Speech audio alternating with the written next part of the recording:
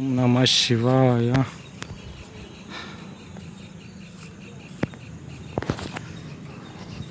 ಅಲ್ಲಿ ಒಳಗಡೆ ಹೋಗಿ ನೋಡೋಣ. ಚಂಡಿ ಮಾತಾ ಹೆಂಗಿದೆ, ಚೆನ್ನಾಗಿದೆಲ್ಲ. ಶಿವ ಅವರಿದ್ದಾರೆ. ಓಂ ನಮಃ ಶಿವಾಯ, ಓಂ ನಮಃ ಶಿವಾಯ. ಸಖತ್ತಾಗಿದೆ ಅಲ್ಲ